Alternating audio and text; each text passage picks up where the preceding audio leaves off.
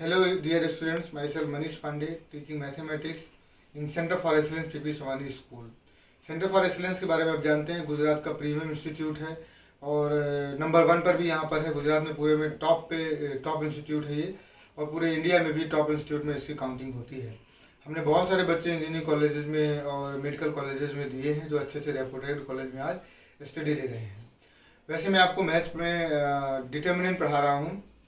Determinant में मैंने आपको प्रॉपर्टीज़ और कुछ सम्स करवाए हैं, और भी मैं आगे आपको आज की क्लास में सम्स ही करवाने वाला हूँ।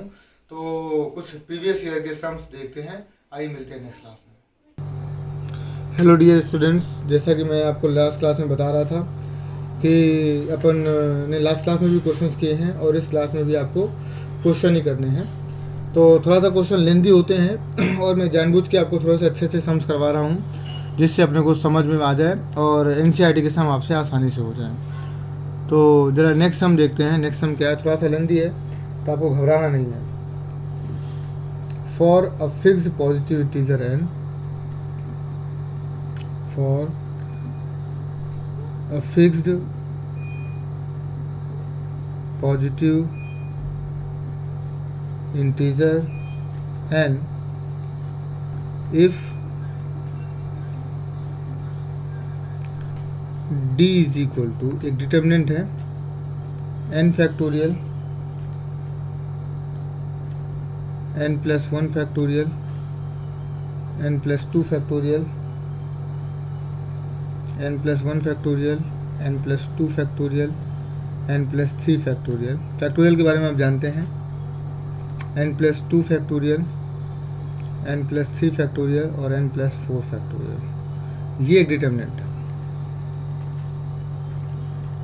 d की वैल्यू है, ये डिटर्मिनेंट है। देन सो दैट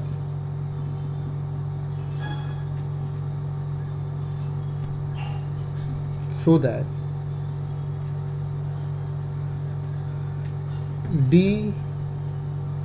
अपॉन में n फैक्टोरियल का क्यूब माइनस 4, ये वाली value is divisible by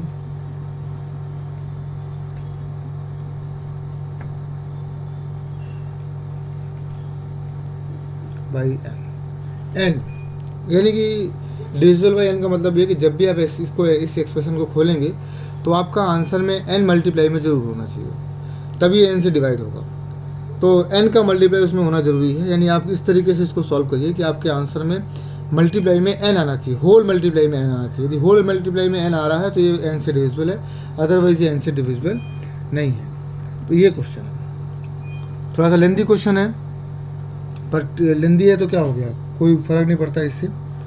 d लिखते हैं, n फैक्टोरियल को n फैक्टोरियल रहने दीजिए, n प्लस 1 में से n प्लस 1 आप कॉमन ले लीजिए तो क्या बचेगा, n फैक्टोरियल बचेगा। n प्लस 2 में से n plus 2, n plus 1 common ले लीजिए तो n फैक्टोरियल आ गया। n प्लस 1 में आप n प्लस 1 बाहर ले लीजिए, n फैक्टोरियल आ गया। n प्लस 2 में n प्लस 2 और n प्लस 1 दोनों कॉमन ले लीजिए तो n फैक्टोरियल बाहर आ गया। n प्लस 3 में n plus 3, n plus 2, n plus 1 common ले लीजिए तो अंदर n फैक्टोरियल आ गया। n प्लस 2 में आपको पता है कि n प्लस 2 भी लेना है और n प्लस 1 भी लेना है, n फैक्टोरियल बचेगा। n प्लस 3 में n plus 3, n plus 2, n plus 1 और n फैक्टोरियल। n प्लस 4 में n plus 4, n plus 3, n plus 2, n plus 1 और n फैक्टोरियल। ये है, ये d की वैल्यू है। अब आप जरा ध्यान से देखिए, तो d की वैल्यू में n फैक्टोरियल पूरे में से n फैक्टोरियल इसमें भी है, इसमें भी है, इसमें भी है। यहाँ से एक n फैक्टोरियल बाहर आ गया, एक n फैक्टोरियल यहाँ से बाहर आ गया और एक n फैक्टोरियल यहाँ से बाहर आ गया। n cube factorial, n factorial का क्यूब तो आपको ऑलरेडी मिल गया। अब बचा क्या आपके पास, जो बचा हुआ है वो आप लिख दीजिए। आपके पास यहाँ 1 बचा है, यहाँ पर n प्लस 1 बचा है, यहाँ पर n प्लस 2 और n प्लस 1 बचा हुआ है, यहाँ पर n प्लस 1 बचा हुआ है, यहाँ पर n प्लस 2 और n प्लस 1 बचा हुआ है, यहाँ पर n+2 और n+1 बचा हुआ है, यहाँ पर n+3 n+2 n+1 बचा हुआ है, यहाँ पर n+3 n+2 n+1 बचा हुआ है, यहाँ पर n+4 n+3 n+2 और n+1 बचा हुआ है। ये डिटर्मिनेंट आपको समझ आ रहा होगा। थोड़ा लिखने में लेंदी लग रहा है लेकिन ये टफ नहीं है, ये मैं आपको बताता हूँ और ये दिखाऊंगा कि टफ नहीं है किस तरीके से। अब आप ज़रा देखिए, ये n फैक्टोरियल है, तो n फैक्टोरियल को आप चाहें तो इधर लिख दीजिए डी n फैक्टोरियल का क्यूब अपॉन में आ गया इज इक्वल टू। अब ज़रा देखिए इस वाले रो में, इस वाले कॉलम में तो कुछ भी कॉमन नहीं है। चलिए लिख दिया मैंने, कोई बात नहीं। n+1 n+2 n+1, इसमें n+1 भी कॉमन है, n+1 पूरा कॉमन है कॉमन या नहीं? तो वो जो कॉमन है उसको मैं बाहर लिख देता हूँ, n+1 कॉमन है, इसमें n+2 पूरे में कॉमन है, n+2 n+2 n+2 और n+1 भी कॉमन है, यानी n+1 दो बार आ गया, यहाँ से भी एक आ गया और n+2 भी आ गया। अब अंदर क्या बचा, क्योंकि n+1 इसमें से बाहर जा चुका है तो यहाँ पर 1 बचा, यहाँ पर n+2 बचा और यहाँ पर n+3 और n+2 बचा। यहाँ से n+1 n+2 दोनों जा चुका है तो 1, और यहाँ पर n+1 n+2 जा चुका है तो n+3, n+1 और n+2 दोनों जा चुका है तो n+4 और n+3, इतना बचा हुआ है। ये हो गया। अब आपको कुछ भी नहीं करना, अब आपको सिंपल माइनस कर देना है, ये दोनों जीरो बना लेना है। ये दोनों जीरो बनाने के लिए पहले इनका थोड़ा सा क्रॉस मल्टीप्लाई कर लीजिए तो ज़्यादा आसानी रहेगी आपको सॉल्व करना। तो d अपॉन में n फैक्टोरियल का क्यूब, d अपॉन में n फैक्टोरियल का क्यूब आप किस तरीके से लिखने वाले हैं, n+1 का स्क्वायर और n+2 तो आपका कॉमन है। आपने ऑपरेशन क्या लगाने होंगे, कॉलम 2 यानी C2 को आपको माइनस करना होगा C1 से, इसी तरीके से C3 को आपको माइनस करना होगा। अभी आप मत लगाइए, पहले आप एक बार इनका मल्टीप्लाई कर लीजिए जिससे माइनस करने में आसानी रहे। तो 1 n+1 इसका मल्टीप्लाई करेंगे तो n² + 3n + 2 आएगा। 1 n+2 इसका मल्टीप्लाई करेंगे तो n² + 5n + 6 आएगा। 1 n+3 इसका मल्टीप्लाई करेंगे तो n² + 7n और +12 आएगा।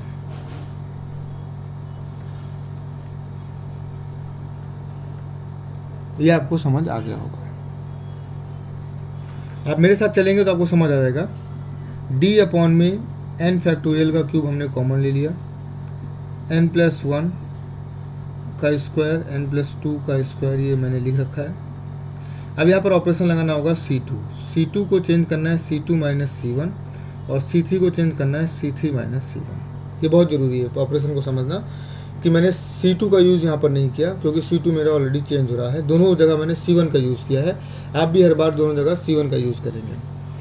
तो पहले कॉलम को अपन ने चेंज नहीं किया तो पहला column as it is 1 n+1 n² + 3n + 2, इसमें से इसको माइनस करेंगे तो ये 0, इसमें से इसको माइनस करेंगे तो सिंपल 1, इसमें से इसको माइनस करेंगे तो n² - 5n से 3n गया तो 2n और 6 में से 2 गया 4, इसमें से इसको माइनस करेंगे तो 0, इसमें से इसको माइनस करेंगे तो 2 और इसमें से इसको माइनस करेंगे तो n² कैंसिल, 7n में से 3n जाएगा तो 4n और 12 में से 2 जाएगा तो 10। ये लीजिए, अब सिंपल इसको एक्सपेंड कर दीजिए, कुछ भी नहीं करना आपको। ये देखिए n+1 का स्क्वायर है तो n+2n n² + 2n + 1 n+2 और इसको एक्सपेंड करेंगे तो 1 के करस्पॉन्डिंग एक्सपेंड कर दीजिए 1 और क्रॉस मल्टीप्लाई करेंगे तो 4n + 10 - 2n - 4, इसका मल्टीप्लाई करिए इसमें,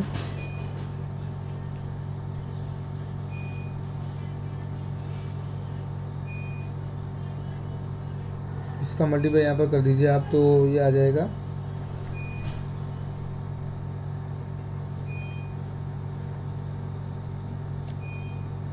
6 सॉरी इसका मल्टीप्लाई करेंगे तो 4n आएगा यहाँ पर,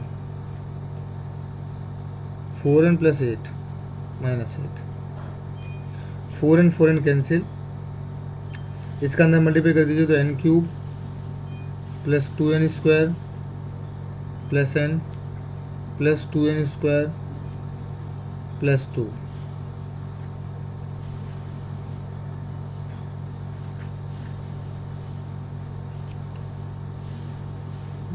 n cube 2n square n फिर 2n स्क्वायर 4n प्लस 202, और यहाँ पर आ गया 10 में से 8 जाएगा तो 2, इसका भी मल्टीप्लाई कर दीजिए 2n, ये जो वैल्यू आ रही है वो आ रही है d अपॉन n फैक्टोरियल के क्यूब की, n फैक्टोरियल के क्यूब की, 2n स्क्वायर 4n स्क्वायर यानी कि 8n स्क्वायर, n और 4n 5n तो 10n, 2 2 ज़ा 4, ये देखिए। अब इस 4 को इधर मल्टीप्लाई कर दीजिए तो d n फैक्टोरियल का क्यूब माइनस 4, ये देखिए जो टर्म आपको चाहिए थी यहाँ पर आ गया। अब आप इसमें जो 4 आपने इधर भेज दिया तो जो इधर है उसमें n कॉमन है तो 2n square plus 8n plus 10, ये देखिए। अब ये बताना था, इसकी वैल्यू बतानी थी, इसकी वैल्यू बतानी थी कि इसकी वैल्यू जो है वो n से डिविजिबल है, तो इसकी वैल्यू अपनी ये आई। तो इसमें n कॉमन है या नहीं, n कॉमन है, इसका मतलब ये नंबर n से डिविजिबल है। n इसमें एज अ कॉमन आना चाहिए था, तो n इसमें कॉमन आ गया, तो ये एक n डिविजिबल नंबर है। देखिए वीडियो आप बार बार रिमाइंड करके आप इसको देखिए, और जितनी बार क्वेश्चन समझ नहीं आए उतनी बार देखिए, क्योंकि मैंने यहाँ पे बहुत इजी लैंग्वेज में समझाया है आपको, और ये समझ आ जाएगा। सिर्फ फैक्टोरियल की वजह से सम थोड़ा लेंदी है, लेकिन सम टफ नहीं है, तो मेरे हिसाब से ये सम आपको समझ आ जाएगा, और बहुत आसान सम मैंने आपको बताया है, इसमें कोई प्रॉब्लम नहीं है। तो मेरे हिसाब से आप लोग इस सम को कर लेंगे, और ये आपको आसानी से आ भी जाएगा, इसमें कोई प्रॉब्लम नहीं है। तो it is more than sufficient, क्योंकि नेक्स्ट सम जो मैं करूँगा तो उस लेक्चर में आ नहीं पाएगा, तो इस लेक्चर में अभी इतना ही करते हैं। एक नेक्स्ट लेक्चर में मैं आपको एक सम और करवाऊँगा, उसके बाद नेक्स्ट मल्टीप्लिकेशन ऑफ डिटरमिनेंट बताऊँगा कि डिटरमिनेंट का आपस में मल्टीप्लाई किस तरीके से होता है, और उसके किस तरीके से सम्स होते हैं, वो सब मैं आपको बताऊँगा। तो नेक्स्ट लेक्चर में अपन लोग जो डिस्कस करेंगे वो मल्टीप्लिकेशन ऑफ डिटरमिनेंट डिस्कस करेंगे, कि मल्टीप्लिकेशन ऑफ डिटरमिनेंट किस तरीके से होता है और मल्टीप्लाई किस तरीके से होता है। एक बार मैं इसको थोड़ा सा रिमाइंड करवा देता हूँ कि किस तरीके से सम आया है। यहाँ पर देखिए ज़रा, जो क्वेश्चन था n फैक्टोरियल को मैंने सब कुछ जितने भी एक्सप्रेशन थे सबको n फैक्टोरियल में एक्सप्रेस कर दिया। n+1 फैक्टोरियल था तो n+1 आप बाहर लेंगे तो अंदर n फैक्टोरियल आ जाएगा। n+2 फैक्टोरियल में पहले आप n+2 लेंगे, फिर n+1 लेंगे, फिर n फैक्टोरियल बचेगा। तो सबको मैंने n फैक्टोरियल में निकाल दिया, तो हर रो या हर कॉलम में n फैक्टोरियल कॉमन आ गया। तो पहली रो से एक n फैक्टोरियल कॉमन लिया तो ये आ गया, दूसरी रो से लिया तो ये आ गया, तीसरी रो से ये लिया तो ये आ गया, तो 3 n फैक्टोरियल कॉमन आ गए। जो बचा उसको मैंने एज इट लिख दिया। फिर उसमें देखा कि क्या कुछ कॉमन आ रहा है, तो पहले कॉलम में कुछ भी कॉमन नहीं आ रहा था, दूसरे कॉलम में n+1 कॉमन आ रहा था तो मैंने n+1 कॉमन ले लिया, तीसरे वाले में n+2 भी कॉमन आ रहा था, n+1 भी कॉमन आ रहा था, यानी n+1 एक बार यहाँ से फिर से कॉमन आ गया, तो एक n+1 और लिख दिया मैंने, स्क्वायर कर दिया, और n+2 मैंने यहाँ पे लिख दिया। तो इसके बाद थोड़ा सा आसान हो गया, क्योंकि मुझे 1 1 1 दिखने लगा। 1 1 1 जैसे मुझे दिखने लगा वैसे मैंने क्या किया, पहले कॉलम में से दूसरे कॉलम में से पहले कॉलम को माइनस कर दिया, तीसरे कॉलम में से पहले कॉलम को माइनस कर दिया, तो मुझे 2 जीरो मिल गए। 2 जीरो मिलने के बाद मेरी कहानी बहुत आसान हो जाती है, मैं सीधे एक्सपेंड कर देता हूँ, क्योंकि 2 जीरो मिलने से मुझे एक ही टर्म एक्सपेंड करनी पड़ती है, मुझे 2 टर्म एक्सपेंड नहीं करनी पड़ती है। तो जब मैंने एक्सपेंड किया तो यहाँ पर देखा मैंने 4n कैंसिल हो गया, सिर्फ 2 आ गया, तो 2 का मैंने अंदर मल्टीप्लाई कर दिया, अंदर मल्टीप्लाई किया तो यहाँ पर बाहर 4 आ गया, क्योंकि 4 उधर मुझे चाहिए था माइनस में, तो 4 को मैं उधर ले गया माइनस, तो d अपॉन में n फैक्टोरियल का क्यूब -4। मुझे यही बताना था कि ये जो टर्म है, ये टर्म में n का मल्टीपल है, n यहाँ पर मल्टीपल एज अ मल्टीपल है, तो मैंने इसको 4 को इधर लिया और n इधर कॉमन ले लिया, तो मुझे n यहाँ पर कॉमन दिखने लगा। n यदि आपको कॉमन दिखने लगा है, इसका मतलब कि ये पूरा नंबर n से डिविजिबल होगा ही होगा, हर हाल में n से डिविजिबल होगा। तो इस तरीके से ये प्रूव हो गया कि this number is divisible by n, this expression is divisible by n whatever the number. ये जो क्वेश्चन है वो IIT JEE में आया हुआ क्वेश्चन है और एक बार पूछा हुआ है, इसलिए इस क्वेश्चन को बहुत अच्छे से देखिएगा। इस क्वेश्चन में कुछ भी नहीं है, सिर्फ थोड़ा सा लेंथी है, तो लेंथी से कोई फ़र्क नहीं पड़ता, आपने को समझ आ गया होगा। NCERT के सम करेंगे तो आपको बहुत आसानी से समझ आ जाएंगे। नेक्स्ट क्लास में मैं आपको NCERT का एक सम करवाऊँगा, उसके बाद आप आगे मूव करेंगे, ठीक है। आइए मिलते हैं बेटा नेक्स्ट क्लास में।